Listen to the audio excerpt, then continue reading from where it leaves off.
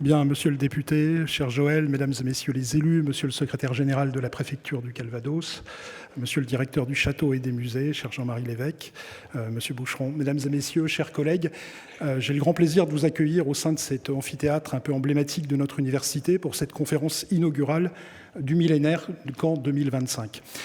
Depuis sa fondation en 1432, vous voyez, l'université est jeune à l'échelle du millénaire, elle n'est guère que 6 fois centenaire.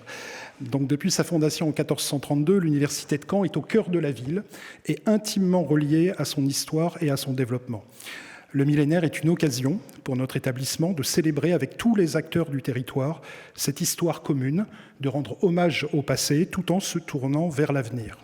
Car l'université est un lieu de conservation de l'histoire patrimoniale, culturelle, scientifique, mais est aussi un espace où se construit le monde de demain par ses missions de formation, de recherche, de médiation scientifique. Son implication est ainsi toute naturelle dans le cadre d'un millénaire placé sous le signe de l'art, de la science et de la créativité. L'Université de Caen est donc heureuse de s'inscrire dans ce grand rendez-vous collectif et de participer au rayonnement de son territoire par toute une série d'événements qui vont ponctuer l'année 2025 et qui permettent de mettre en lumière son patrimoine, d'explorer son histoire, de rêver son futur et de réfléchir à la science de demain. Membre du groupement d'intérêt public millénaire en charge de la gestion de l'événement avec la région Normandie, le département du Calvados, la ville de Caen, la communauté urbaine de Caen-la-Mer et la chambre de commerce et d'industrie de Caen-Normandie, notre université se réjouit donc de l'ouverture des festivités qui marquent l'événement et donc le millénaire de notre ville et est pleinement engagée dans cet événement en portant un certain nombre d'événements ou en étant partenaire de certains autres. Je pense notamment au projet intitulé « Art, bien-être et cerveau », qui est une étude unique qui relie l'art et la science et qui évalue en particulier l'effet sur le bien-être d'une rencontre avec une œuvre d'art au sein du Musée des Beaux-Arts, qui est portée par 3 de nos unités mixtes de recherche, le groupe de recherche en informatique, images et instrumentation, le GREC, l'unité physiopathologie et imagerie des troubles neurologiques, FIND, ou encore l'unité neuropsychologie et imagerie de la mémoire humaine, NIM, en collaboration avec l'ensemble des partenaires du projet, notamment Cicéron, le CHU de Caen, le laboratoire Lapsidé et le réseau professionnel des arts et cultures numériques de Normandie. Je voudrais également citer le projet Interstice, un projet sur la création numérique porté par Station Mir. L'université en est partenaire avec l'implication, là aussi, de plusieurs de nos collègues et des collaborations entre artistes et chercheurs. Le 9 mai, l'université sera le théâtre d'une des stations de la Grande Parade opératique, œuvre imaginée par la compagnie du Ballon Vert, qui constituera l'un des temps forts de ces célébrations. Enfin, l'université mettra en valeur son patrimoine avec une exposition estivale sur le mobilier de la reconstruction dans le Aula Magna, juste derrière nous, qui est aussi un autre lieu emblématique de la reconstruction de notre université. Ce soir, c'est l'un des programmes phares de ces festivités, les Journées de l'Histoire, qui s'ouvrent avec cette conférence inaugurale. Avec le château et l'abbaye aux Dames, notre université est un des 3 lieux d'accueil des manifestations prévues dans ce cadre d'aujourd'hui, 21 jusqu'à vendredi prochain, le 28 mars. Et ce sont près d'une trentaine de rendez-vous que vous fixe l'université avec des conférences, des tables rondes, des ateliers, des projections, une journée d'études, de la réalité virtuelle et l'accueil ce week-end, samedi et dimanche, les 22 et 23 mars, du Salon du Livre et de la bande dessinée historique. Autour des temps forts de l'histoire de Caen et de son territoire, du Moyen-Âge à aujourd'hui, c'est un programme qui, par sa richesse et sa diversité, va répondre à tous les publics.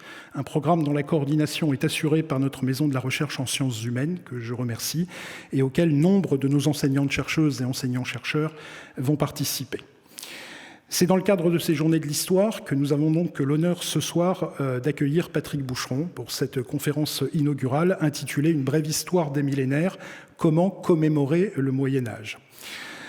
Patrick Boucheron, est-il vraiment utile de vous présenter ? Je vais évidemment tout de même sacrifier à cette pratique en vous présentant en quelques mots très réducteurs, forcément très réducteurs. Vous êtes donc professeur des universités, membre du laboratoire de médiévistique occidentale de l'université Paris 1 Panthéon-Sorbonne et titulaire d'une chaire comparée des pouvoirs en Europe occidentale du XIIIe au XVIe siècle au Collège de France. chaire qui a pour but d'étudier les conditions sociales et culturelles de l'inventivité politique, ce qui me paraît être aujourd'hui d'une nécessité urgente au moment où certaines évolutions politiques semblent nous projeter en quelques semaines dans une sorte de dystopie devant laquelle nous ne pouvons rester muets. Vous êtes également très investi dans la diffusion de la culture scientifique en articulant une histoire savante et une histoire critique, et vous intervenez dans différents formats et auprès de nombreuses institutions bien connues dans l'espace public. Votre intervention ce soir dans le cadre de cette conférence inaugurale, outre le fait qu'elle pose une question fondamentale qui est importante pour nous aujourd'hui entre la célébration du millénaire qui débute de notre ville et celle prévue dans 2 ans par la région Normandie pour célébrer le millénaire de Guillaume, résonne avec nombre de nos préoccupations scientifiques.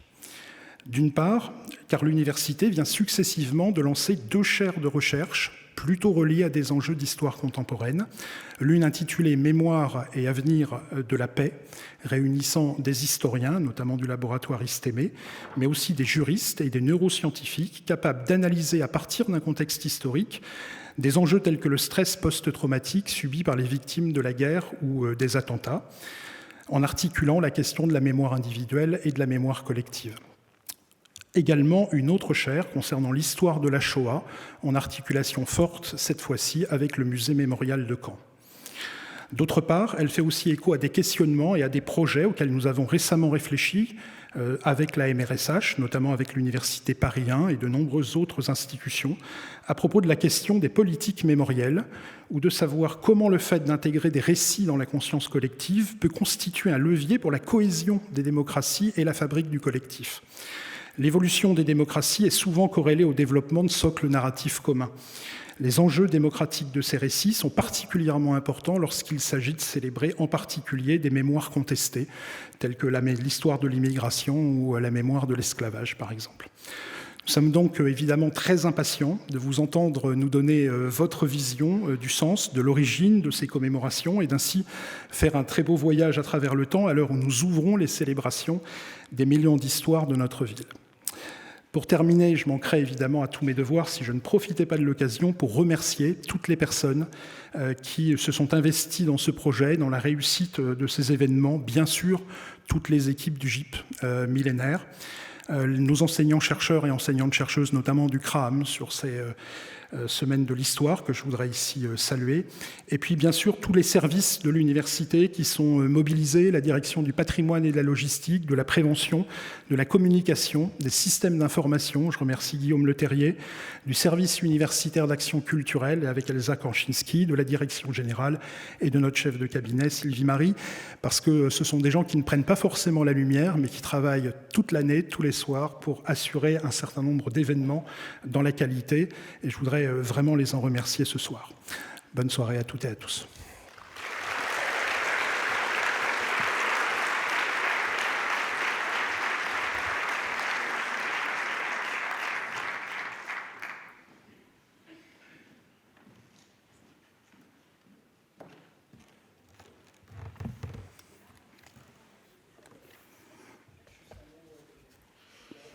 Ah, pardon.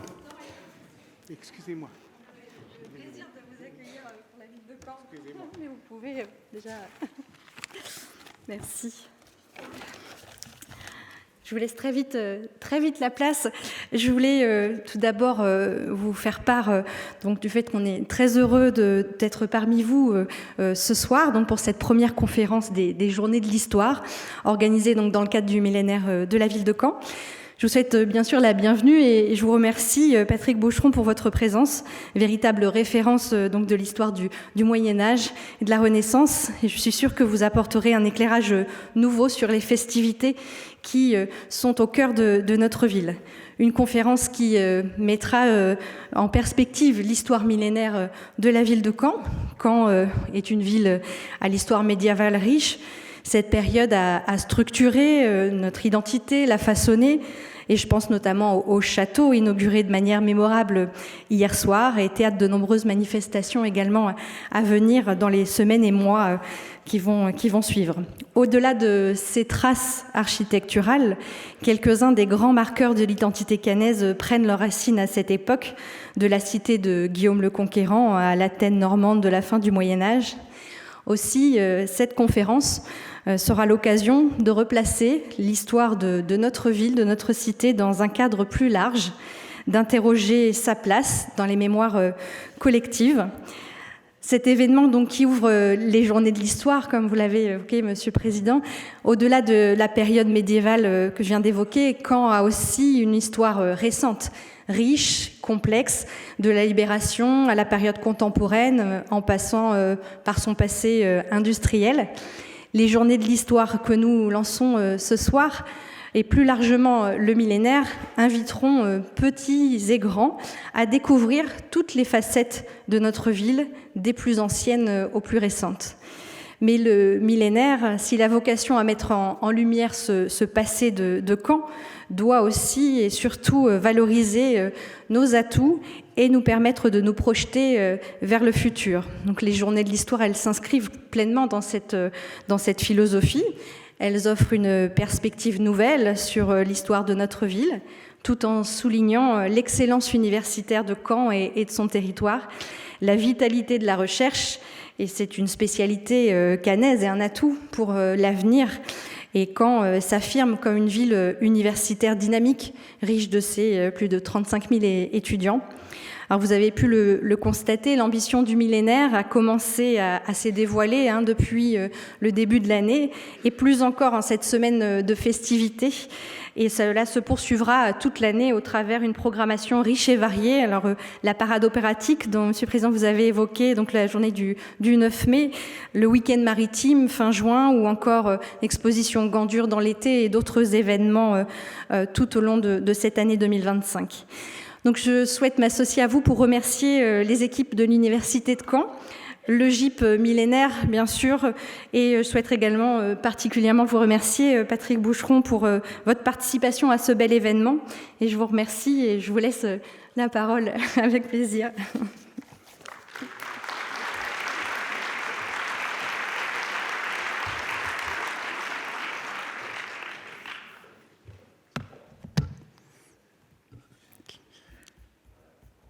Désolé pour ce faux pas, mais vous avez vu combien cet empressement tout enfantin que j'avais à venir vous remercier d'être là si nombreuses et si nombreux, si divers, si engagés, si enthousiastes, vous dire combien j'en suis heureux, ému, et combien ça nous oblige et nous engage en tant qu'universitaires de voir que ce que nous avons à faire, en effet, et c'est de cela dont on peut parler ensemble, ce qu'on a à faire, c'est-à-dire placer le savoir devant celles et ceux qui veulent bien nous entendre, savoir d'expérience que l'histoire ne vaut rien si elle ne s'adresse pas à nos vies, à nos existences, et considérer que s'il y a quelque chose à l'université, j'y reviendrai peut-être, à défendre en ces temps troublés, c'est pas seulement des emplois, c'est pas seulement des subventions, c'est même pas seulement une liberté académique, c'est une culture scientifique du débat, de la concorde et de la manière, au fond, de vivre ensemble. Et tout cela, évidemment, parle de ville, parle de fête, parle d'histoire. Et je suis très heureux de pouvoir donc l'évoquer avec vous ce soir. Et je voudrais remercier toutes celles et ceux qui ont rendu cela possible. Oui, je disais qu'il y avait un peu d'empressement enfantin à venir vous parler. Et c'est peut-être d'enfance que je voudrais parler pour commencer. Connaissez-vous l'émission de France Inter, Les Petits Bateaux? Oui, hein, vous savez, ce sont des enfants qui posent des questions auxquelles des savants de toute discipline tentent de répondre le plus sérieusement possible, parce que il me semble que justement faire profession de penser le monde, c'est ne jamais perdre de vue l'enfant qu'on a pu être et qui, apeuré ou solitaire ou avide de connaissances, eh bien, nous accompagne toujours. Et moi, je sais, je veux savoir, je veux croire qu'être historien, c'est se rendre redevable à la jeunesse. Et on doit alors, quand on est universitaire, se souvenir que si à un moment donné, on a arrêté de se poser des questions d'enfant, c'est pas parce qu'on a trouvé la réponse, mais c'est parce qu'on s'est lassé de poser la question. Pourquoi le soleil grossit-il à l'horizon ? Ben, je ne sais pas. Et peu de gens pourraient répondre précisément. Mais Léonard de Vinci, lui, avait noté cette question dans ses carnets comme un défi adressé à lui-même. Et ben, dans cette émission Les Petits Bateaux, Camille, 5 ans, m'avait posé cette question, et c'est à elle que je pense aujourd'hui, au moment d'inaugurer joyeusement, j'espère, cette belle fête civique du millénaire de Caen. Elle m'avait posé la question « Quel âge à Paris ?» Je lui ai répondu qu'une ville n'était pas une personne et qu'elle avait tous les âges.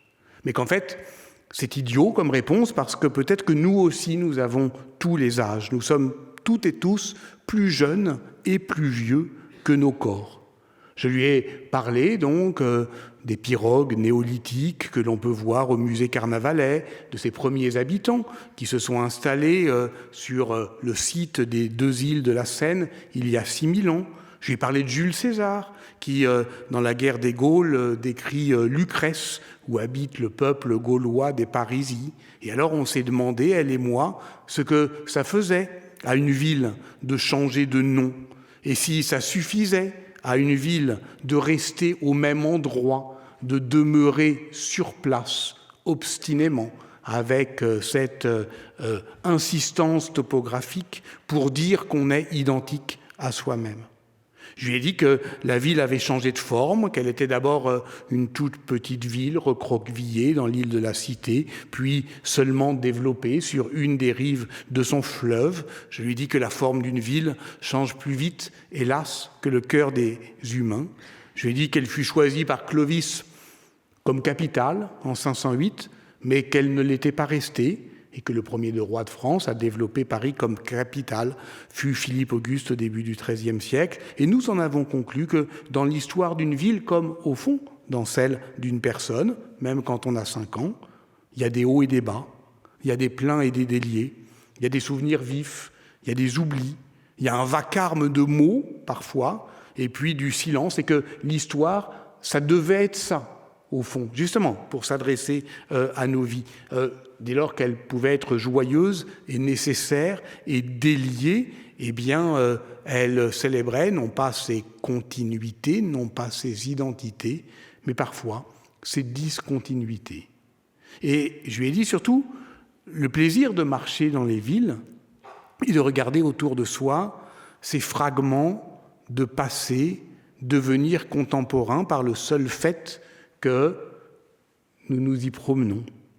Je n'ai pas eu le temps de tout lui dire, de raconter que pour moi, si j'ai voulu être historien, c'est que j'éprouvais ces plaisirs jumeaux que furent pour moi la lecture des livres et la flânerie dans les villes, et alors se poser la question de savoir si on peut lire une ville comme un livre, si elle s'offre avec suffisamment de candeur et de sincérité et de transparence à une herméneutique de la lecture, si on peut regarder un monument et comprendre du premier coup sur sa mine, comme le disait Paul Veyne, ce qu'il signifie.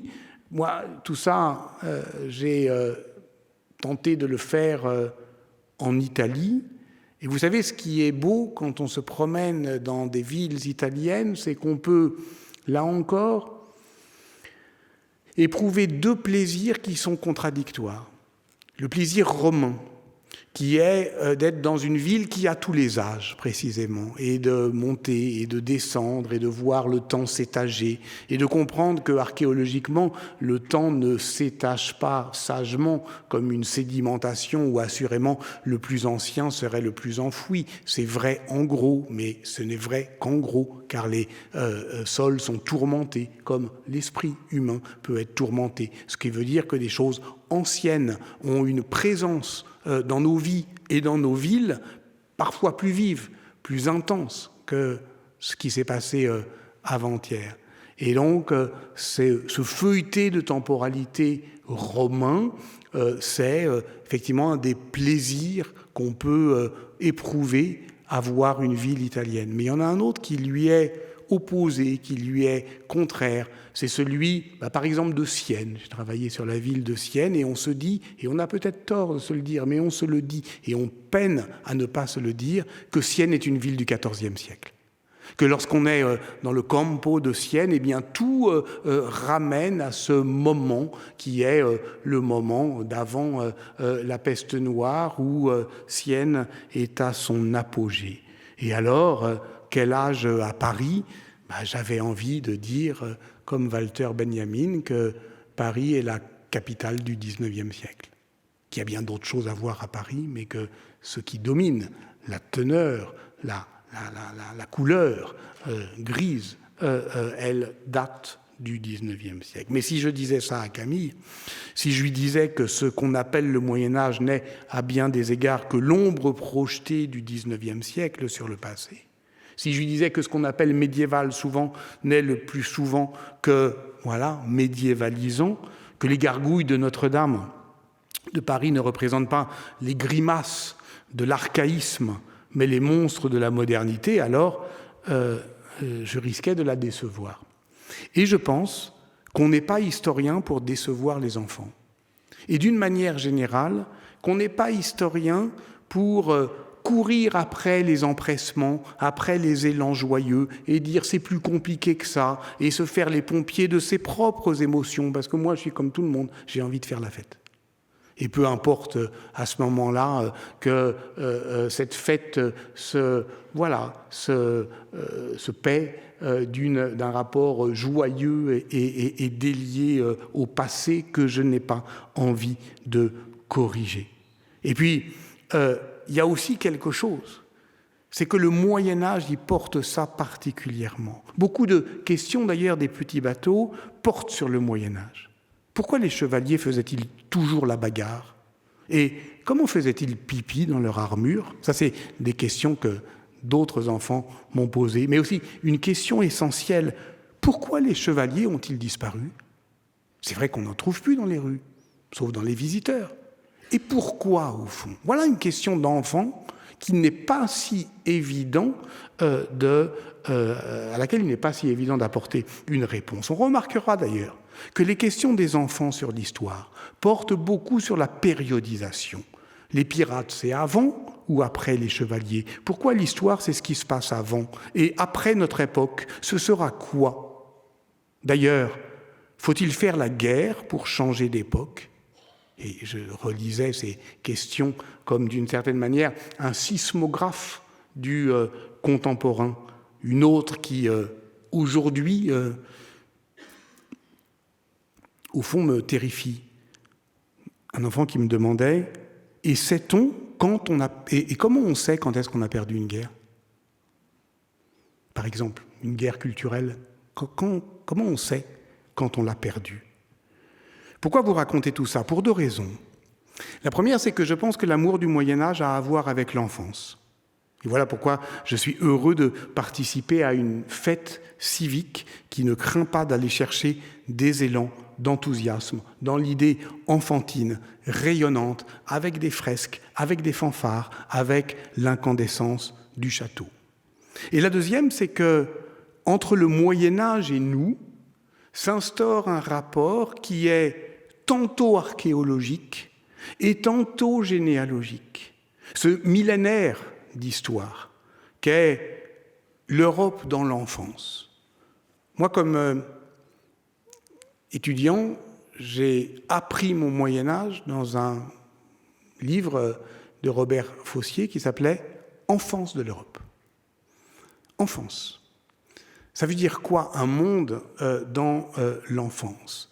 Ça veut dire que c'est nous, en plus joyeux, en plus inventif, en plus spontané, ce mélange donc, que Michelet rêvait d'allégresse et d'obscénité et qu'il appelait le Moyen-Âge. Et ça, c'est ce qu'on peut appeler le rapport généalogique Voilà, l'enfance de l'Europe, c'est-à-dire au fond notre passé le plus ancien. Le fil est rompu avec l'Antiquité, d'une certaine manière. Mais là, c'est notre passé le plus ancien. Et dans la sédimentation des temps, on le voit bien aussi dans une ville, ce qui est toujours en présence, mais le plus loin de nous. Et puis l'autre rapport, que j'appelle volontiers archéologique, c'est que, au fond, le Moyen-Âge serait l'antonyme. Antonyme, c'est contraire de synonyme, l'antonyme de la modernité. C'est-à-dire qu'il définirait ce que nous ne sommes plus. C'est-à-dire en quoi, au fond, ce à quoi nous aurions dû renoncer pour devenir modernes, si tant est qu'on n'ait jamais été moderne. Si bien que la question, au fond, des fins du Moyen-Âge, quand est-ce que ça se termine, qui est la question que vous posent les enfants. Moi, je suis médiéviste de profession. Si je voulais en fournir la définition, en tout cas la description la plus réaliste de mon métier, je dirais un médiéviste, c'est quelqu'un à qui on demande quand se termine le Moyen-Âge. Okay. Voilà.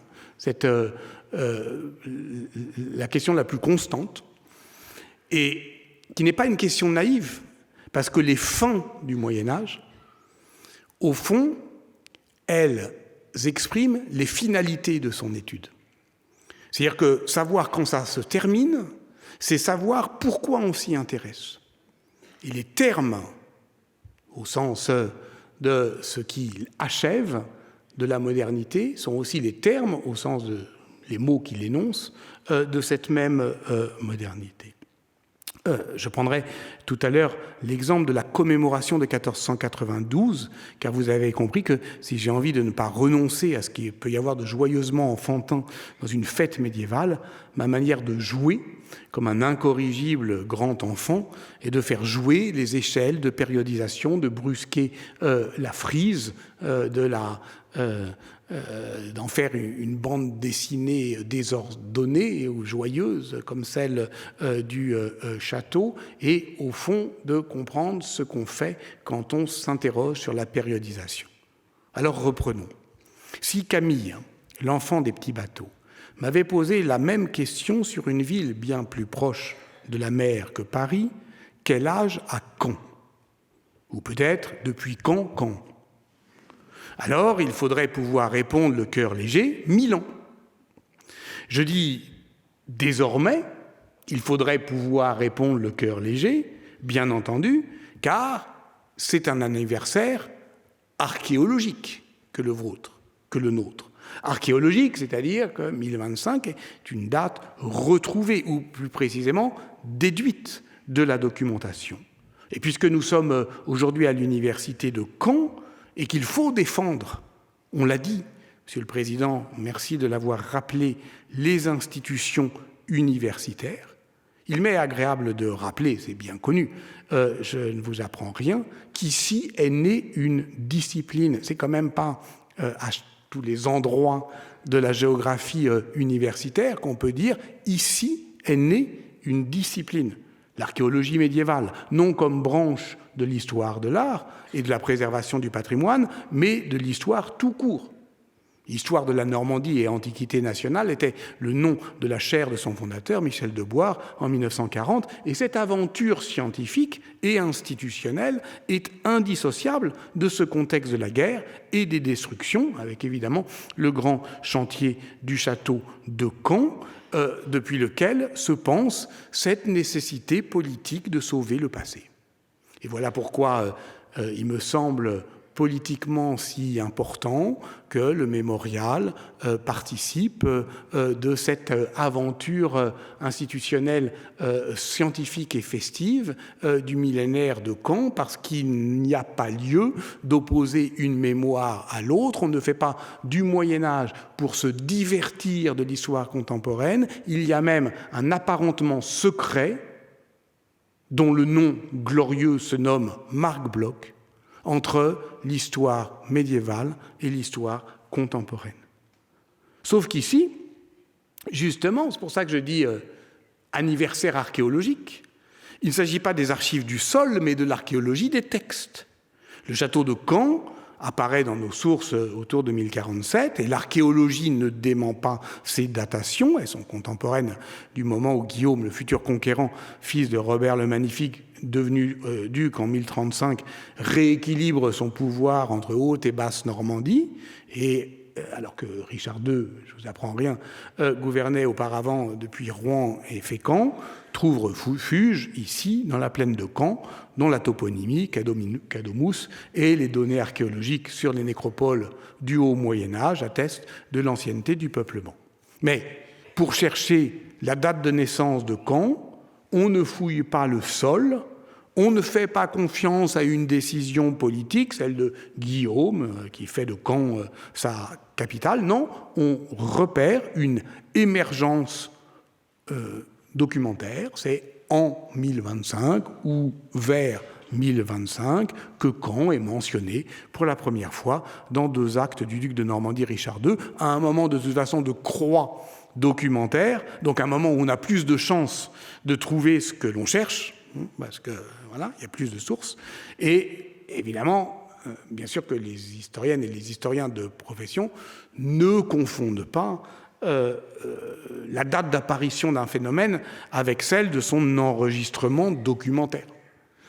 Et ça, je trouve que c'est très intéressant, parce que ce choix, qui au fond, un choix, on choisit toujours sa date de naissance, de même qu'on choisit ses ancêtres, eh bien, elle pose une question critique que l'on doit toujours poser aux frises chronologiques: de quand date la date? Un événement, certains peuvent, d'une certaine manière, advenir en même temps que la conscience qu'ils sont advenus. Ça veut dire que quelque chose arrive et vous savez tout de suite que ça va cisailler le temps, que d'une certaine manière, vous ressentez intimement un pli dans votre conscience qui fait qu'il y a un avant et un après. Mais le plus souvent, comme le disait l'historien du contemporain Pierre Laborie, un événement, c'est ce qui advient de ce qui est advenu. C'est-à-dire que c'est progressivement la mémoire qui en fait l'événementialité. Il y a 2 manières, au fond, de comprendre cette grammaire de l'événement. Par exemple, vous évoquiez mes différentes activités en histoire publique. Il y en a une auquel je tiens particulièrement, c'est la série documentaire d'Arte Quand l'histoire fait date. 15 nouveaux épisodes vont être en ligne. Il y en a un auquel a participé Fabien Paquet, et j'en suis très heureux de l'occasion pour moi de le remercier. C'est un événement que vous connaissez bien, c'est la bataille d'Hastings, et dans ce cas, l'histoire et sa commémoration sont synchrones. C'est un événement qui est d'emblée, et par un document monument, la broderie de Bayeux, commémorée. Mais l'autre exemple, c'est, je sais pas, la fondation de Rome, par exemple. Voilà, une fondation, un anniversaire urbain, mais un roman de fondation. Si je veux faire l'histoire de la fondation de Rome, je ne vais pas me poser la question de savoir qu'est-ce qui s'est passé le 21 avril 753 avant notre ère. Mais justement, de quand date cette date? C'est-à-dire depuis quand les Romains se racontent que Rome a été fondée le 21 avril 753 avant notre ère. Après, on peut faire de l'archéologie, et on peut trouver d'ailleurs, parce que les mythes ne mentent pas, que les premiers peuplements proto-historiques dans l'anse du Tibre, effectivement, sont plutôt datés par les archéologues aujourd'hui du milieu du 8e siècle avant notre ère. Donc, ce n'est pas une date qui arrive comme ça. Mais en tout cas, la première fois qu'on peut l'assurer, et qu'on peut donc, au fond, en fixer quelque chose comme un anniversaire, c'est 1er siècle avant notre ère, avec, disons, Varron. Mais Varron, à ce moment-là, il dit quelque chose, il dit, mais Rome... Enfin, les dieux ont donné à Rome 12 siècles d'existence. Ça veut dire que 1200 ans après la fondation de Rome, ça sera la fin. Les 1200 ans de Rome, c'est vers 448, après notre ère. Donc en pleine désagrégation de l'Empire, ce qui favorisa l'impression d'entrer dans l'inconnu, voire d'approcher de la fin du monde. Je cite Censorinus, les 1200 ans de domination comptés depuis la fondation de la ville, s'étant parachevés sous les consuls Postumien et Zénon, commencent avec le consul Astérius, une année qui sera comme une première année. Alors, je ne dis pas ça pour porter malheur à Caen, hein. Dans ce cas-là, ça veut dire qu'il vous resterait 200 ans. Pour les équipes municipales, c'est plutôt une bonne nouvelle.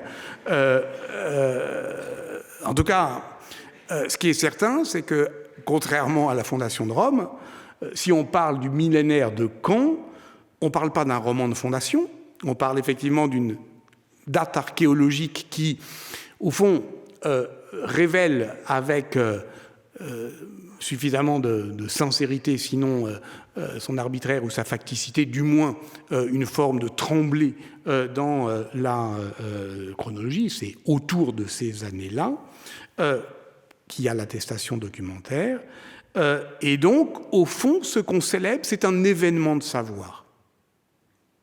Ça tombe bien pour une université. Ça correspond bien à l'idée qu'on peut se faire de l'histoire de la Normandie, qui n'est pas généalogique, mais archéologique, c'est-à-dire qui... Alors évidemment, il y a... Voilà, on parlait avec Fabien de 1911, le millénaire de 911, il y a toujours forcément une petite tentation identitaire. Mais fondamentalement, l'histoire de la Normandie et l'histoire de ses échappées belles, je cite le travail fondamental sur Guillaume le Conquérant de David Bates, qui invite à considérer cette conscience, en particulier du passé scandinave, pour comprendre le récit préalable de la conquête, cette minorité agitée de Guillaume, la culture de la violence agressive de la vendetta, et surtout, comme il l'écrit, ce que je trouve très beau, au fond, et qui, d'une certaine manière, vaccine contre toute tentation de faire une histoire fixiste, une histoire des continuités et des identités. Surtout, je cite donc David Bates, la capacité de la société normande du XIe siècle à produire des individus ou des groupes qui se détachent de l'ensemble. Bon, maintenant, je ne vais pas me payer le ridicule de parler devant vous d'histoire normande. J'ai annoncé bien imprudemment une brève histoire des millénaires en posant la question de la commémoration des événements médiévaux, et c'est à cela que je vais m'atteler. La question de la commémoration au Moyen-Âge, c'est celle complexe de la memoria, d'abord. Memoria, ça veut dire la mémoire des morts. C'est une nécessité liturgique. Il s'agit effectivement de prendre soin des défunts, c'est-à-dire d'organiser leur culte. Ça n'a à peu près rien à voir, donc, avec, disons, les fêtes d'anniversaire qu'aiment tant les enfants et qu'on aime de moins en moins au fur et à mesure qu'on vieillit et qu'on prend tous les ans un an de plus. Tiens, par exemple, il y a une autre question d'enfant. Depuis quand fête-t-on les anniversaires ? Eh bien, un historien, un grand historien médiéviste, Jean-Claude Schmitt, se l'est posé et contre toute attente, en fait, il y a répondu, mais personne n'avait songé à se la poser. Et donc, il apporte une réponse, en tentant d'élucider les raisons pour lesquelles le Moyen-Âge, qui, au fond, était peu soucieux de connaître le jour de la naissance et l'âge exact des individus, commence au XIVe siècle, à se préoccuper de savoir quand ils sont nés. Et à partir de ce moment-là, le mot même d'anniversaire, anniversarium, change de sens. Anniversaire, jusqu'au XIVe siècle, ça veut dire le jour de la mort. Et la commémoration rituelle pour les vivants du jour de la mort de quelqu'un, un saint, un roi ou simplement un proche. Et à partir du XIVe siècle, ça devient le jour de la natalité. Et évidemment, ce changement, il marque, disons, le passage de la domination d'un temps circulaire, de l'année liturgique, où tous les ans on va fêter l'anniversaire d'une mort, support de fête religieuse, de la mémoria des défunts, à un temps linéaire qui capitalise les années plus qu'il ne reproduit circulairement le temps, ce qui fait que les 1000 ans de Caen n'arrivent qu'une fois. Voilà. Alors, on pourrait raffiner les choses. L'anniversaire de la mort, il existe toujours.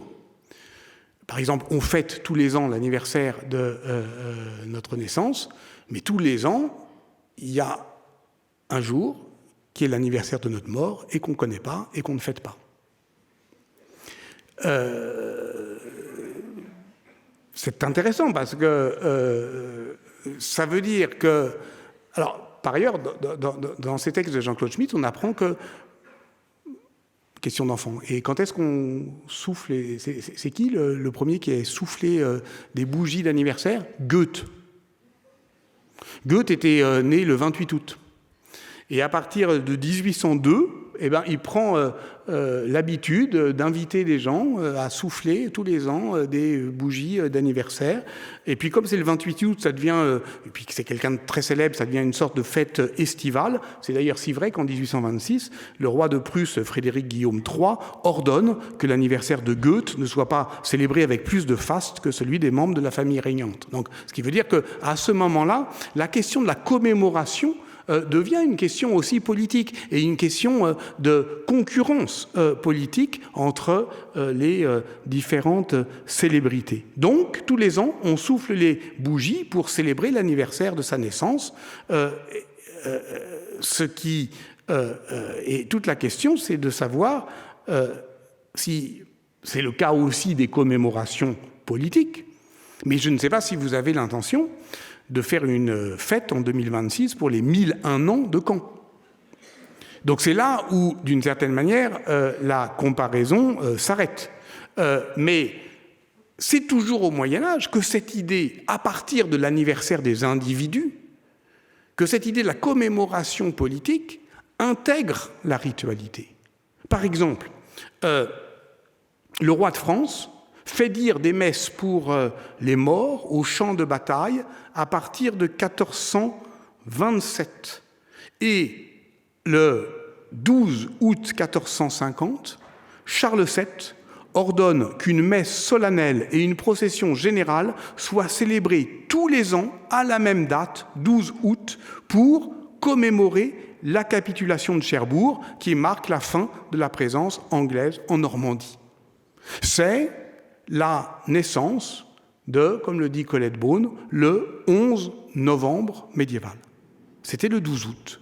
Et c'est la première fête commémorative et qui a justement à voir avec la Normandie. Mais vous voyez qu'au XVe siècle, la notion de commémoration fait son apparition dans le calendrier politique en rapport avec la construction du sentiment national. Un anniversaire, donc, qui commémore une première fois une bataille, une fondation, et qui construit la réitération d'un événement politique. Mais encore une fois, ce n'est pas exactement de cela dont il s'agit ici, puisque bien imprudemment, j'ai annoncé une histoire des millénaires. Et par conséquent, une histoire des, non pas de ce qui revient tous les ans, le 1, mais 1 et 3 zéros. Donc il me faut faire maintenant l'histoire des 3 zéros, c'est-à-dire, au fond,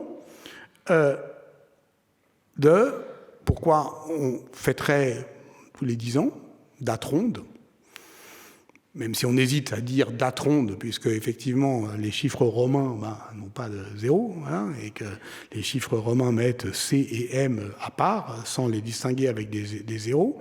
Mais disons que l'habitude peut être prise assez tôt de célébrer des anniversaires de 10 ans en 10 ans.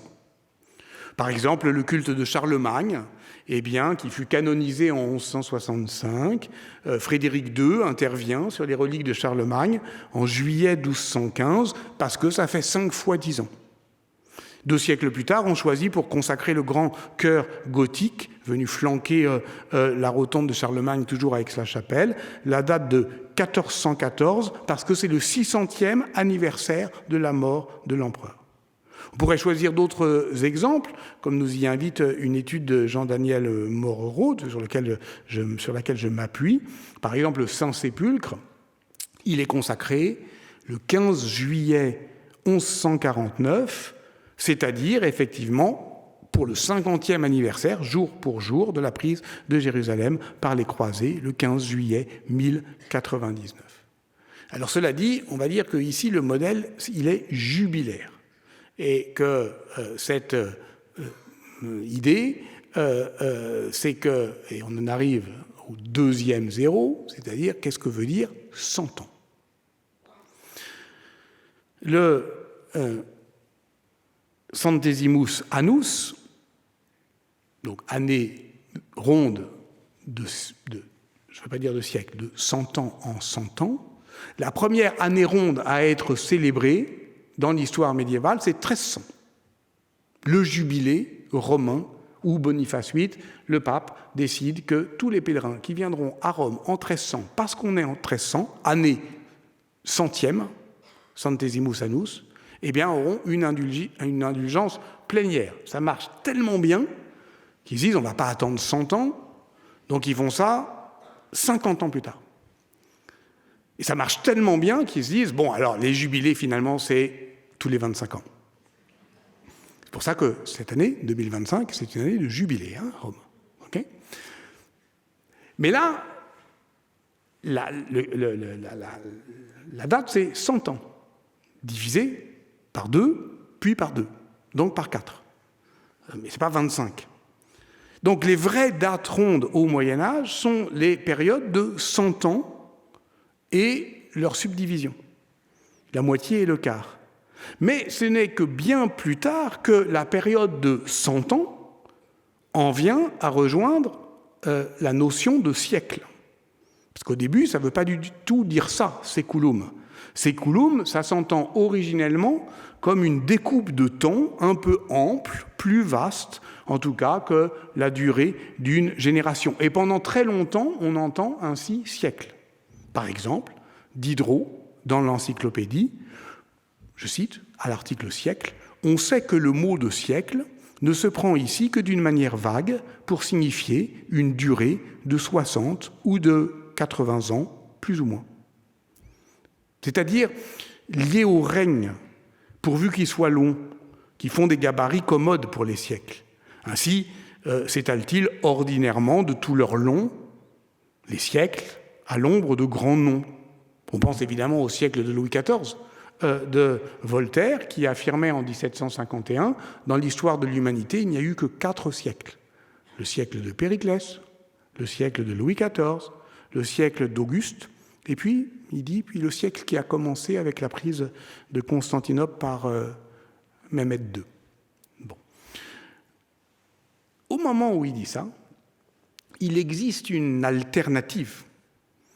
Depuis longtemps, depuis le XVIe siècle, un groupe d'érudits protestants, que l'on appelle précisément les centuriateurs de Magdebourg, s'emparent de cette notion de siècle pour scander leur histoire ecclésiastique, à laquelle le cardinal Baronius donne à Rome la réplique catholique avec ses annales ecclésiastiques également organisées par siècle de 100 ans.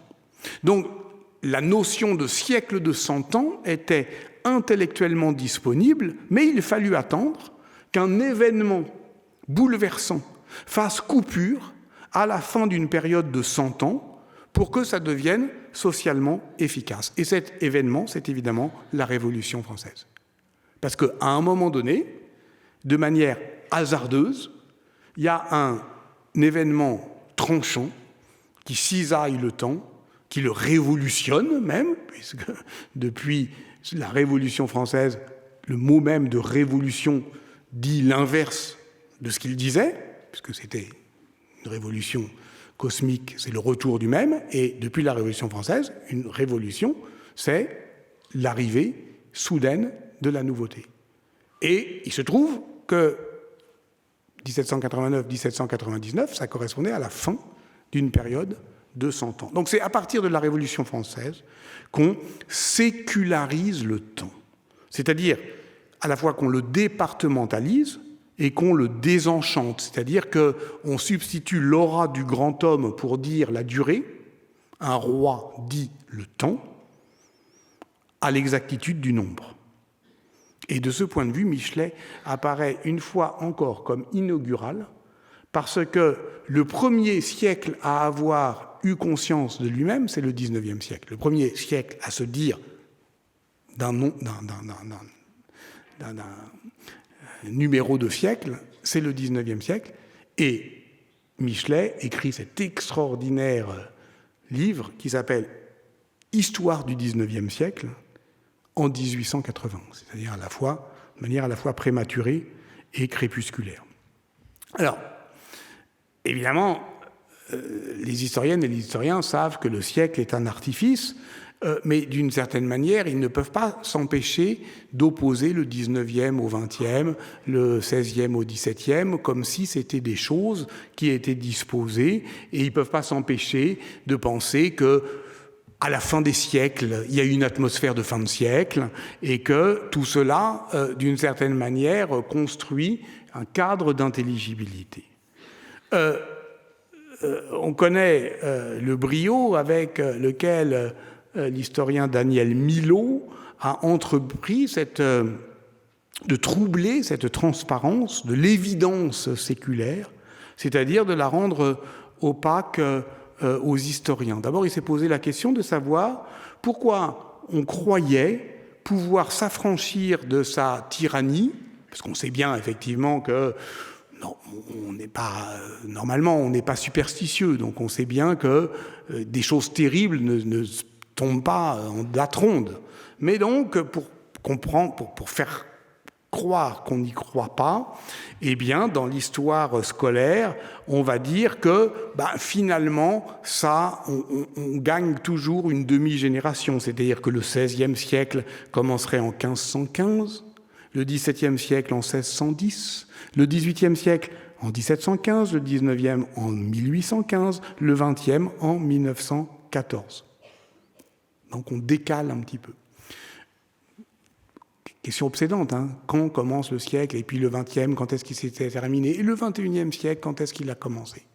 Alors, Daniel Milhaud fait une opération de pensée très drôle, c'est qu'il rappelle que les siècles, évidemment, sont déterminés par rapport à Jésus-Christ, en tout cas en régime chrétien, et ce, depuis qu'un moine qui s'appelait Denis le Petit, au VIe siècle, à qui on attribue traditionnellement l'invention de l'ère chrétienne, décida finalement de la faire débuter, non pas à l'année de la Passion du Christ, donc 33 ans pour nous, mais à sa naissance, 0 ou 1 pour nous, mais il avait hésité.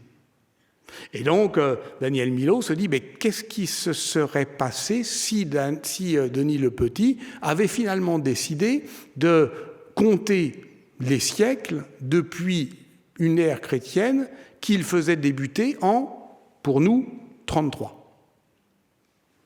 On joue? On y va. Donc, le XIXe siècle commencerait pour nous en 1833. Ça veut dire qu'il perd les guerres napoléoniennes, la Restauration, Stendhal, Hegel, Goethe, Keats, Byron, qui tous rejoignent un très convaincant siècle des Lumières. Donc qui, désormais, comprend le romantisme. Rousseau, Chateaubriand, Musset se situent enfin du même côté de la cassure des siècles. Mais évidemment, ce que le XIXe siècle perd d'un côté, il le gagne, il le récupère de l'autre. La Grande Guerre, Joyce, Proust, Kafka, Schoenberg, Freud, Einstein, des grands hommes du XIXe siècle. Il appartient quand même à chacun de s'interroger. Ça veut dire que nous serions encore dans le XXe siècle.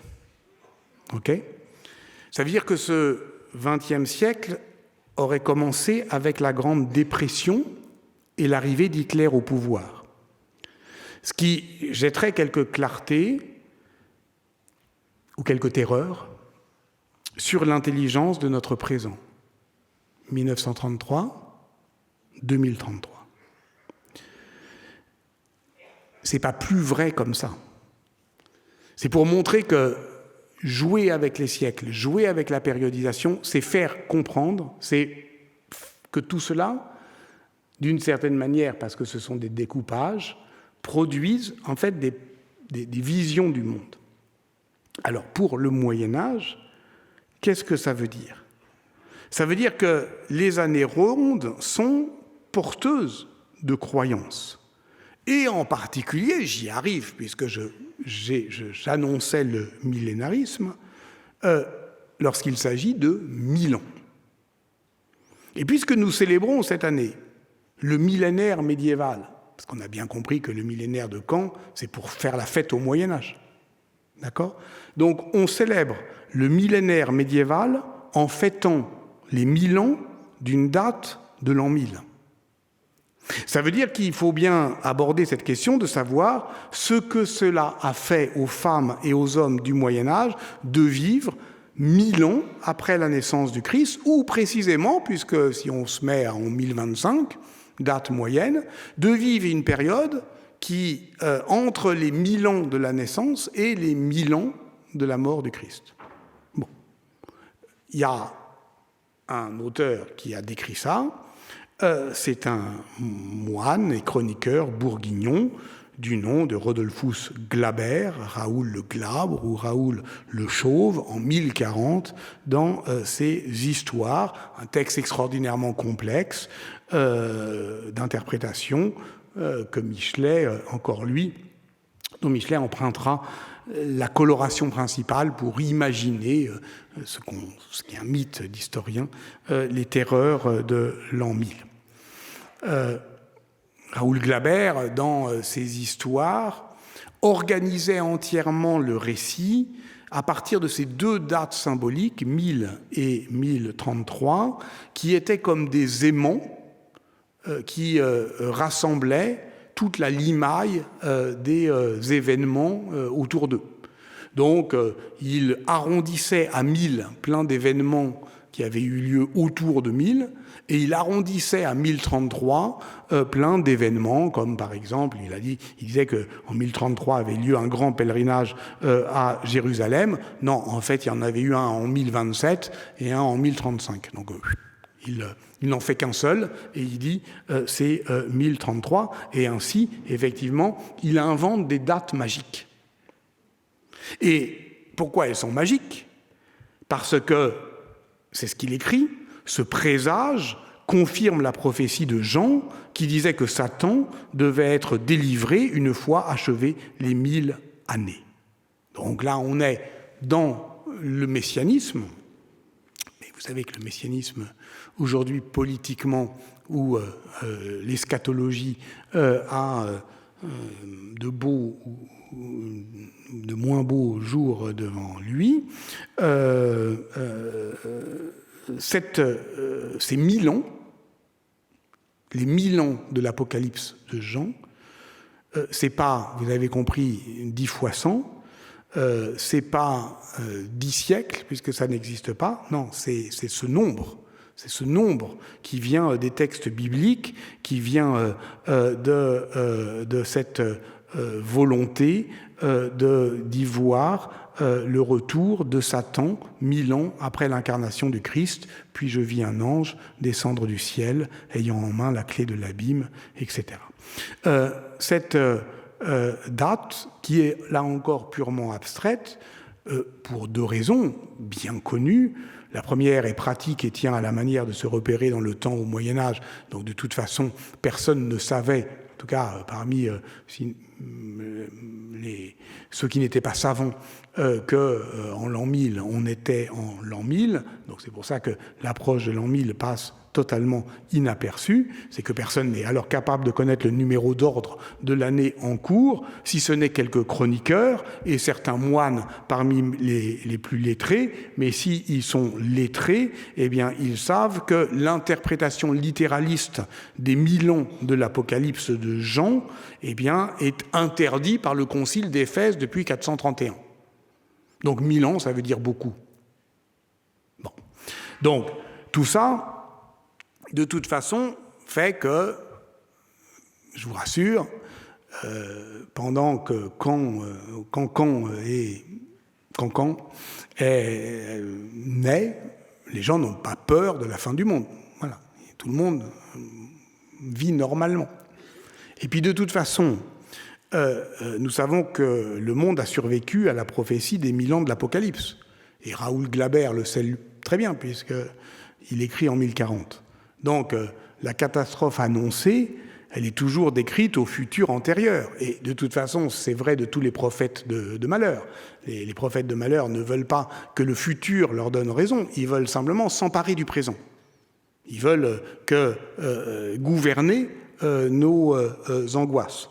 Et c'est d'ailleurs si vrai que, d'une certaine manière, on n'en a jamais fini avec l'an 1000, puisque, comme vous le savez, à l'approche de l'an 2000 et de son improbable bug, vous vous souvenez du bug de l'an 2000 ? On a tous acheté des antivirus et on ne saura jamais, au fond, si ces antivirus nous ont protégés de quelque chose de terrible, ou si ce quelque chose de terrible n'existait dans l'imaginaire de ceux qui voulaient nous vendre des antivirus que pour... C'est aussi la question de la prophétie.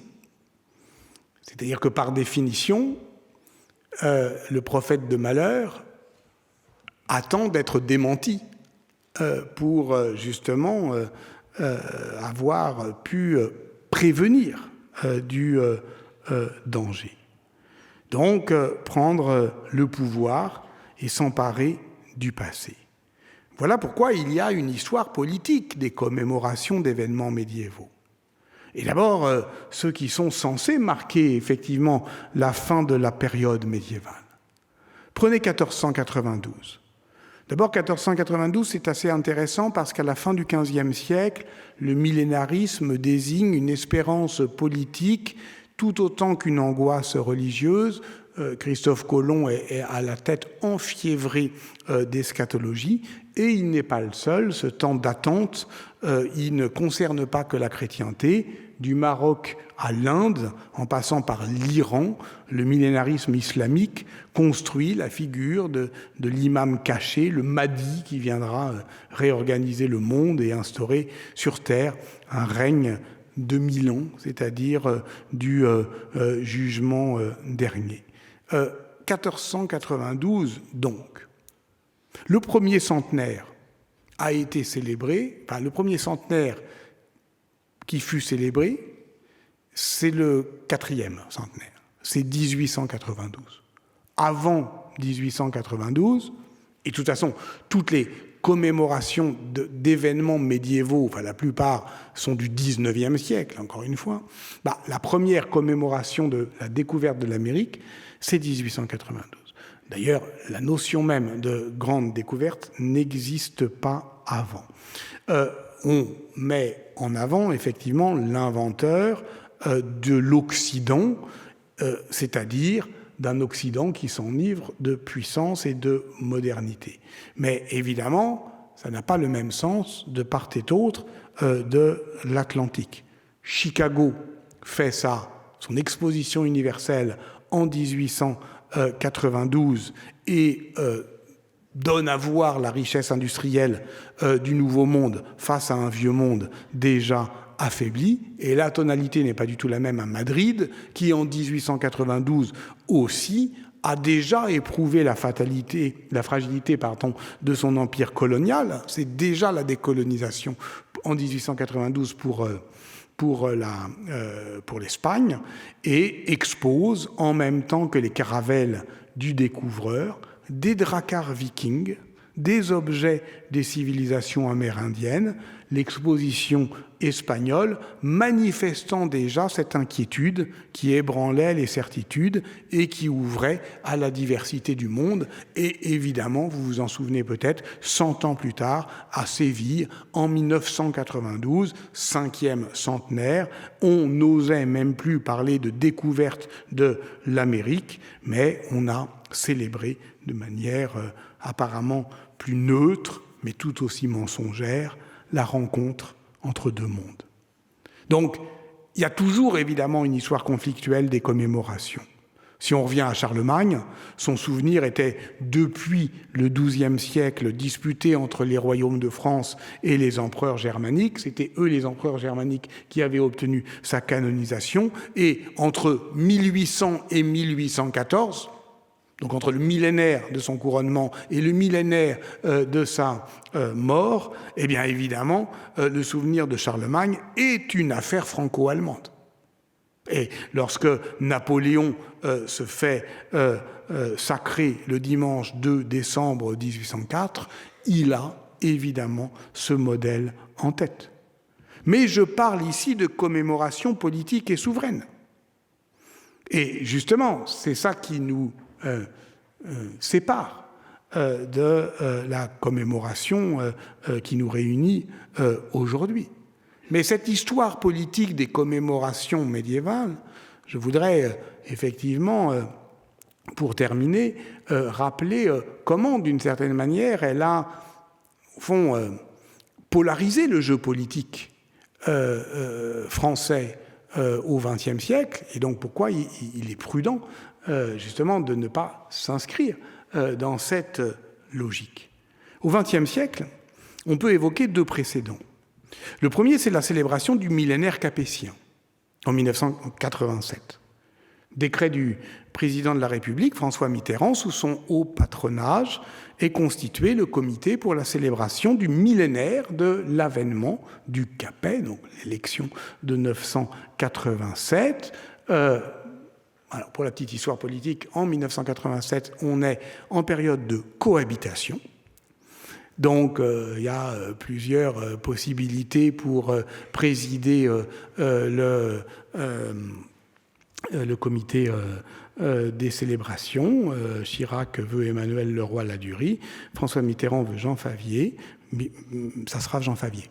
Parce que voilà, il y a un moment où évidemment la volonté présidentielle prime. Jean Favier, médiéviste, alors directeur des Archives de France.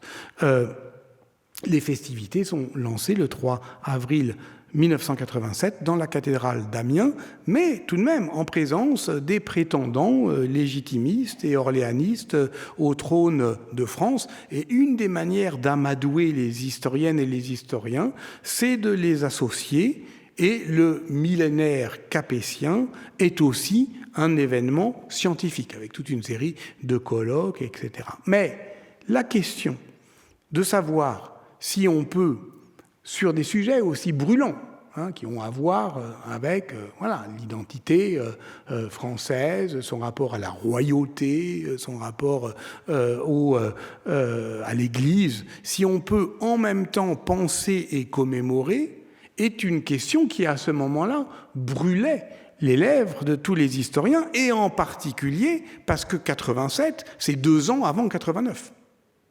Et que François Furet écrit son « Penser la Révolution française », qui est un grand livre critique, qui dit « On ne peut pas penser la Révolution française si on prétend la commémorer ».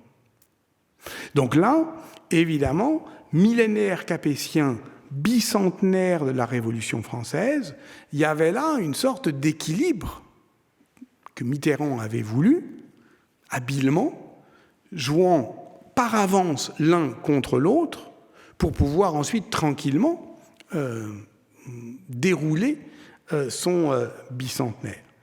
Mais cet équilibre, on peut dire qu'il a été rompu quelques années plus tard, en 1996, par le 15e centenaire du baptême de Clovis, célébré comme les origines de la France.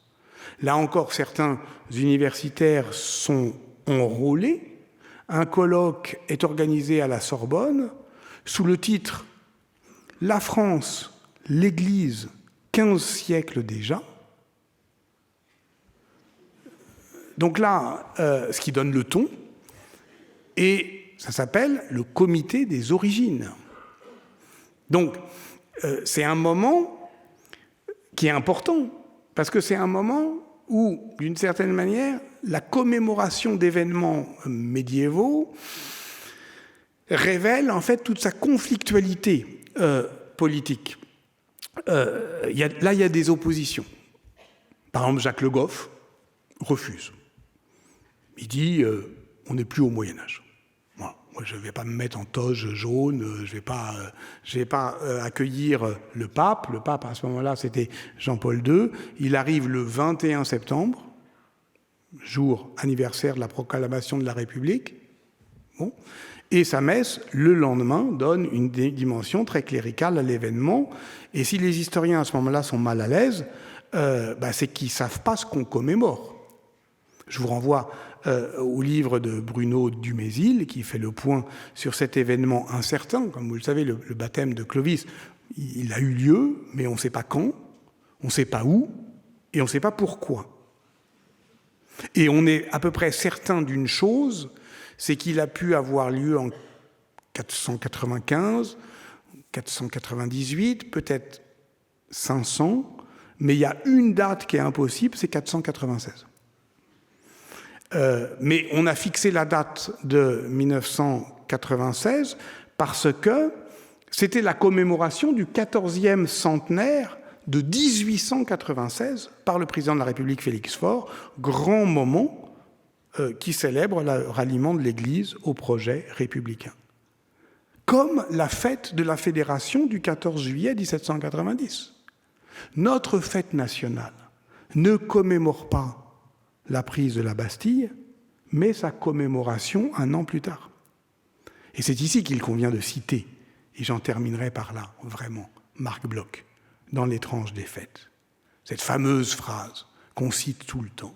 Il est deux catégories de Français qui ne comprendront jamais l'histoire de France, ceux qui refusent de vibrer au souvenir du sacre de Reims, ceux qui lisent sans émotion le récit de la fête de la Fédération.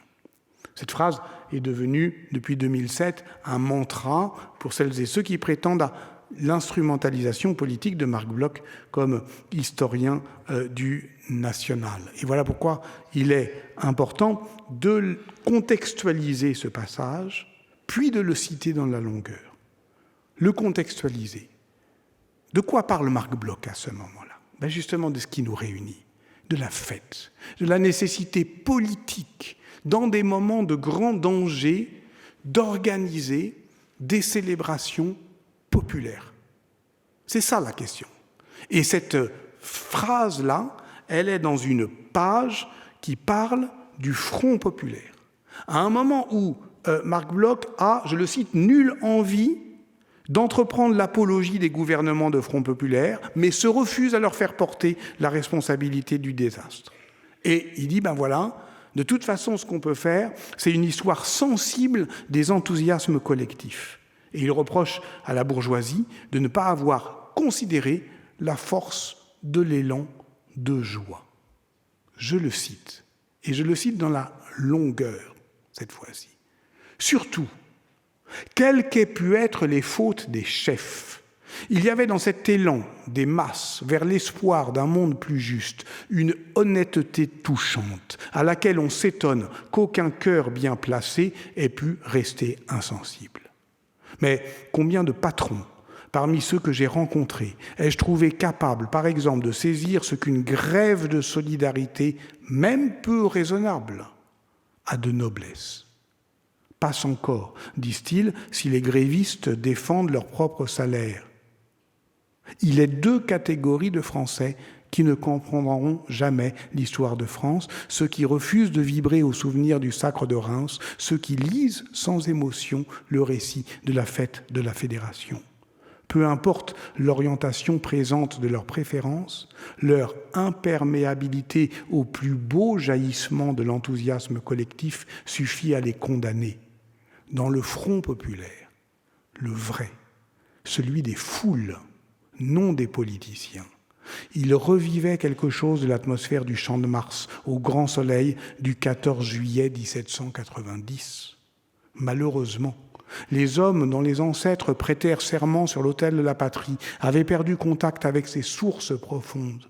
Ce n'est pas hasard si notre régime censément démocratique n'a jamais su donner à la nation des fêtes qui fussent véritablement celles de tout le monde.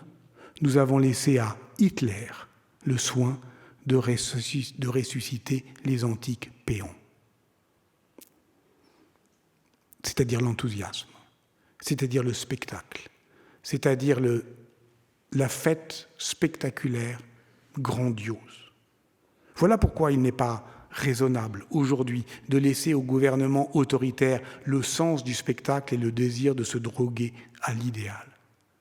Et un mot encore sur Marc Bloch. L'historien Massimo Mastroghegori a retrouvé dans l'un de ses carnets de notes de lecture rédigés en 1917, donc d'une expérience de guerre à l'autre, l'origine de cette fameuse phrase. C'était un petit peu une variante, un peu une petite nuance, mais il l'écrivait déjà en 1917. Il y a deux catégories d'hommes qui ne comprennent rien à l'histoire de France, ceux qui ne sentent pas le sacre de Reims, ceux qui ne sentent pas le mouvement des fédérations. Vous voyez, c'est une question de sensibilité. D'une expérience de guerre, l'autre se transporte. La même réflexion inquiète sur les dangers d'une insensibilité aux élans de l'histoire.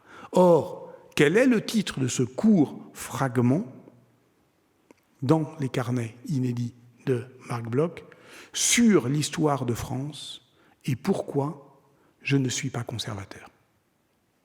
C'est que l'historien a beau être médiéviste, se fout de la République, d'origine juive, je le rappelle, qu'est Marc Bloch.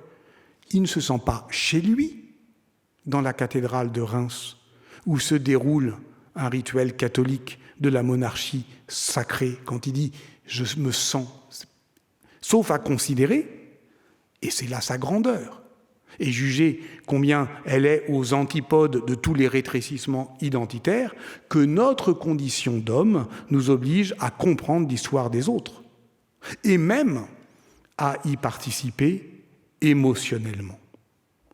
En racontant cette aspiration fraternelle à la joie civile, c'est-à-dire à l'augmentation de sa capacité d'agir, l'historien Marc Bloch enfile l'une des clés de compréhension de la période du Front populaire, mais il ne s'agissait pas seulement pour lui de l'insouciante allégresse des jours de victoire. On peut mobiliser des imaginaires puissants de la joie politique pour prévenir de manière collective, volontaire, le risque des défaites à venir. Là est sa gravité et là est sa nécessité. Et moi, pardon, mais j'y reviens et je termine tout à fait. Comme historien des villes, comme historien des libertés urbaines, comme historien de la force politique des images, je me souviens de ces moments où, au XIVe siècle, les libertés publiques des communes italiennes risquaient d'être subverties par la sourde tentation du pouvoir autoritaire, et comment les défenseurs des valeurs civiques, à ce moment-là, appelaient à vivre civilement en s'écartant sciemment, volontairement, de la tristesse pour se livrer corps et âme à l'expression publique d'une émotion collective. Et c'est pourquoi, effectivement, la joie, celle qui précède et prépare les grandes batailles politiques, pour moi, je le répète, historien des villes, des libertés urbaines et de la force politique des images, je dis qu'au fond, on ne se divertit pas de son métier en retrouvant cette énergie joyeuse, enfantine, qui a, j'en suis convaincu, la ville comme théâtre, comme décor, mais non pas seulement comme théâtre et comme décor, comme lieu d'expérimentation. Et c'est pourquoi j'appelais ça une joie civile qui est exempte par définition, est indemne de toutes ces instrumentalisations politiques possiblement mensongères, donc meurtrières. Alors oui, 1000 ans, décidément, ça se fête. Donc, bon anniversaire.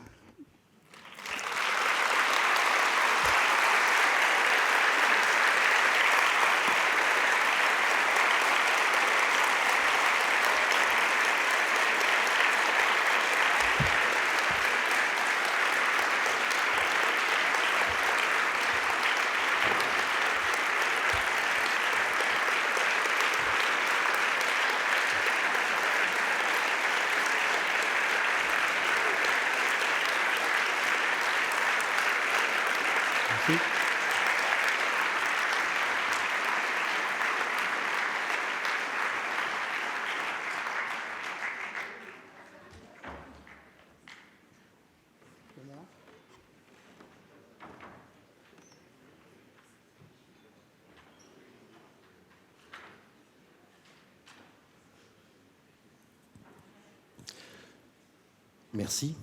Merci pour ce moment joyeux d'abord. Je crois que le public vient de manifester son plaisir et sa joie. On a commencé tard parce que vous étiez très nombreux à vouloir entrer. On a pris un petit peu de retard, mais je pense qu'il nous reste un petit peu de temps s'il y a des questions à poser donc à Patrick Boucheron, si vous avez encore quelques temps et quelques forces. On va faire passer les micros. Dominique, non? Ouais.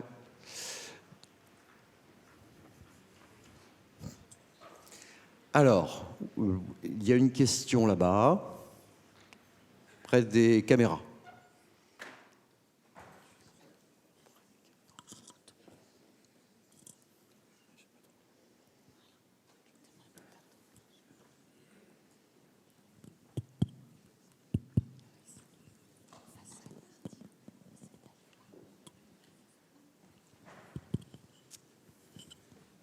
Bonsoir, merci pour votre intervention. J'avais une question par rapport aux commémorations. En fait, est-ce qu'il n'y a pas une forme de, comment dire, pas de paradoxe, mais de, en fait, c'est assez étonnant que la commémoration se soit faite, donc comme vous le disiez, sur l'identité nationale, et en même temps qu'il y ait une grande influence de la religion, ce que vous disiez sur le temps liturgique, sur les commémorations des morts avant de passer aux vrais anniversaires.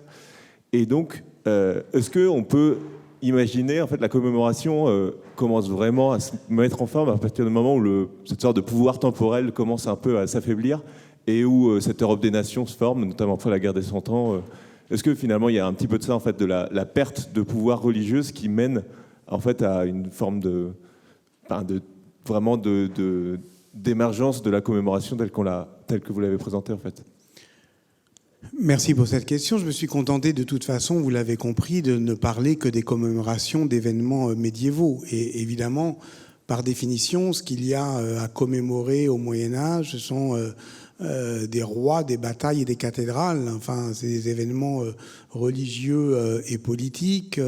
Par exemple, la question, puisqu'on parle de ville, une des questions qu'on peut se poser, c'est de savoir pourquoi les villes, les communes, les municipalités, sauf effectivement mémoire particulière en Flandre, notamment avec des grandes révoltes, pourquoi elles ne célèbrent pas, pourquoi elles ne commémorent pas leur liberté publique? Pourquoi la révolution communale, d'une certaine manière, n'a pas accès à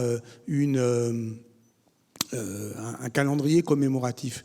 Parce que la révolution communale est une révolution sans événement fondateur. Il n'y a pas de date, il n'y a rien d'une certaine manière. Il y a des chartes de communes, mais rares sont les villes, les municipalités qui ont un rapport généalogique direct avec donc leur charte communale. Donc oui, vous avez raison, il ne reste que les rois et l'Église et le rapport entre les rois et l'Église, ce qui est le cas, a été le cas du millénaire capétien et encore plus du baptême de Clovis. Bon, il y a bien d'autres manières de commémorer le Moyen-Âge, mais justement, moi, ce qui m'intéresse, c'est voilà, pour me rendre serviable à l'occasion et à la situation qui nous est commune, c'est que ce que je trouve extrêmement intéressant dans le millénaire de Caen, c'est que c'est pas une bataille, c'est pas une fondation, c'est pas un règne, c'est un événement que j'ai appelé un événement de savoir, une date reconstituée.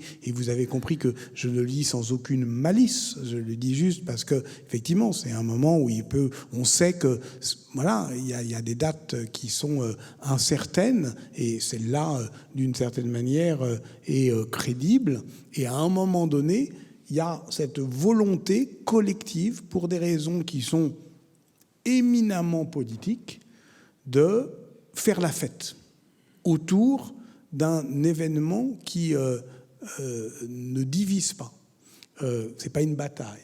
Et duquel, d'une certaine manière, on n'a pas à réfléchir en termes d'héritage, de dette ou effectivement d'identité. Donc ça, c'est extrêmement important et pour moi, c'est assez nouveau. Voilà. Et il me semblait, c'est ce que j'ai mezza voce suggéré, sans en avoir d'ailleurs vraiment ni les compétences ni l'autorité, il me semble que au fond, l'histoire des commémorations, eh bien, elle progresse en dépassant la conflictualité de celles qui l'ont précédée. Voilà. Et donc, on évite de tomber dans les mêmes écueils. Et c'est pour ça que je disais commémoration civile. Ça veut dire effectivement urbaine, municipale, mais ça veut dire au fond avec une forme de civilité qui a à voir avec le vivre ensemble. Je remarque que vous n'avez pas évoqué l'anniversaire d'Azincourt il y a quelques années. Ah oui. Autre question ?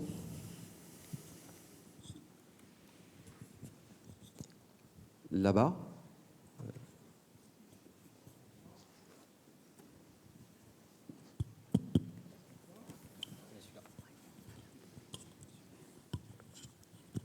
Bonsoir.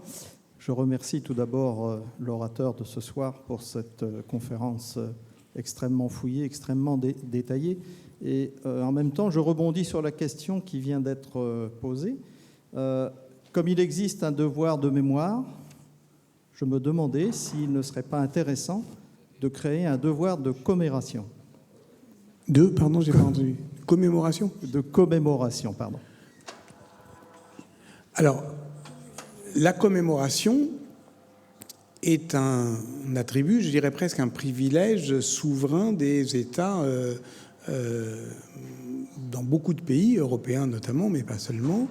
Vous savez qu'il y a une commission des commémorations qui, pour la France, tous les ans, liste une série de dates remarquables qui donneront lieu à commémoration nationale. Voilà.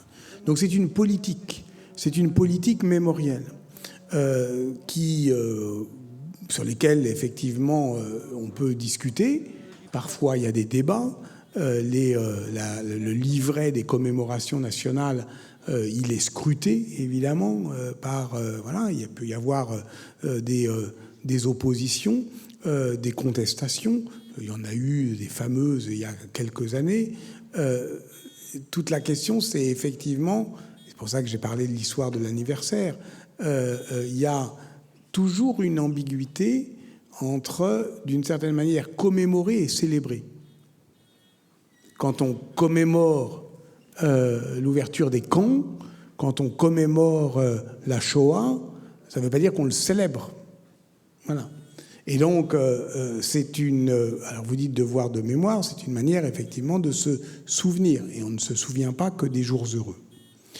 Donc ça, c'est une question effectivement qui est très importante pour nous, historiennes et historiens de formation et de profession, c'est de savoir jusqu'où on peut, au fond, on accepte de participer à l'effort de commémoration. Certains disent que ce n'est pas notre métier. Moi, je pense, vous avez sans doute compris fond l'état de mon état d'esprit, mais il est partagé, que celles et ceux parmi les historiennes et les historiens qui se sont préoccupés effectivement par, disons, leur utilité sociale, se disent simplement que ce sont des moments qui, de toute façon, portent une attention soutenue, publique, à l'histoire. Et qu'il serait déraisonnable et inconséquent politiquement de s'en désintéresser au moment où, de toute façon, tout le monde va s'intéresser. Et puis, de toute façon, on est contemporain.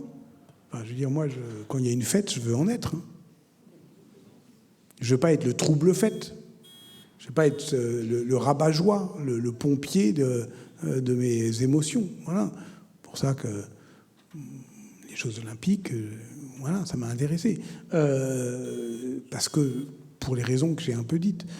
Donc, vous voyez, il y a cette question-là. Il y a deux questions. C'est la question, effectivement, de l'usage du savoir historien dans les commémorations. Les commémorations, de toute façon, c'est un privilège du pouvoir politique. Le pouvoir politique articule un discours sur le passé. Pour moi, il en a le droit. Les historiennes et les historiens, eux, produisent du savoir sur le passé. Et toute la question, c'est de savoir si l'âge commémoratif favorise ou pas la production de savoir.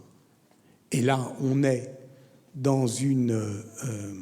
on inaugure à la fois le millénaire et les journées d'histoire. Donc la réponse, votre réponse, et moi je l'approuve absolument, c'est de dire oui. Non seulement, c'est pas qu'on va profiter de l'occasion pour faire de la science, c'est qu'on va faire de la science une fête, une partie de la fête. Et on va parler de science et de conversation scientifique pour convier tout le monde, ce qui, convenez-en, par les temps qui courent, a évidemment une nécessité, une acuité, une intensité politique particulière.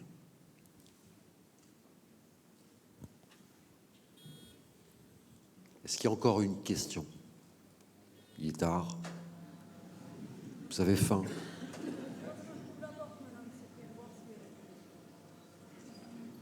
On remercie Patrick Boucheron encore. C'est moi qui vous remercie.